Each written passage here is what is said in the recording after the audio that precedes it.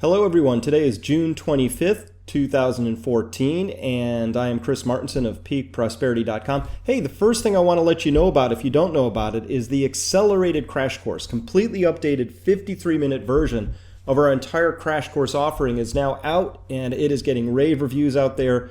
It's getting a lot of views, and it's really doing its job, which is to help people spread the word about the limits and the issues that we're facing out there in the world today.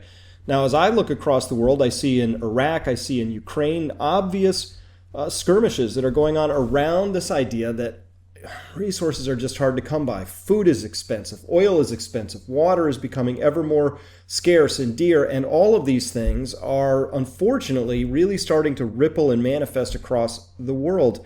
And very few people in the press and the government are really talking about these things in the ways that I think they need to be talked about.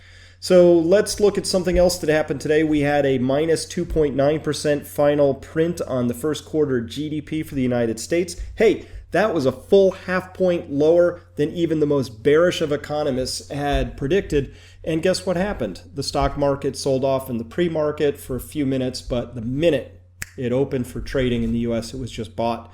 Volume declined, and now we're just sort of stuck in this plus 6 points on the SPC kind of S&P range for the day.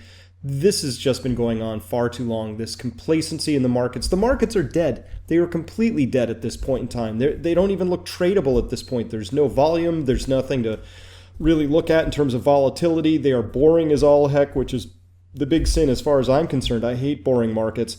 All of this is going to have to come to a head at some point. And guess what? That's why I continually look at what's happening in Ukraine, in Iraq, at the edges, in our energy story, what's happening with food, because all of those things are where the real story is being played out at this point in time. And that's the kind of reporting that you will find over at our site.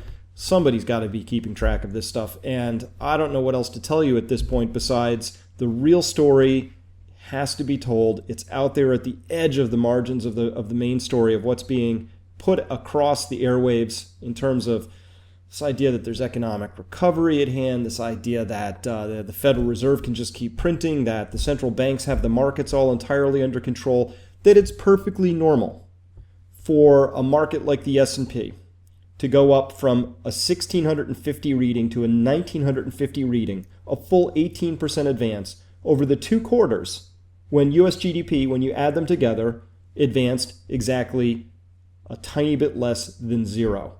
Yeah, you got that right. Last 2 quarters in the United States, a little bit less than zero growth.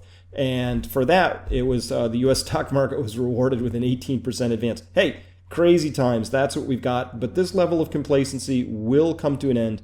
And that's why you have to keep your eye on what's going on all over the world, because there's big news happening everywhere at this point in time. It's happening. The world is shifting and changing. So that's my quick update for you, and we'll have more as developments warrant.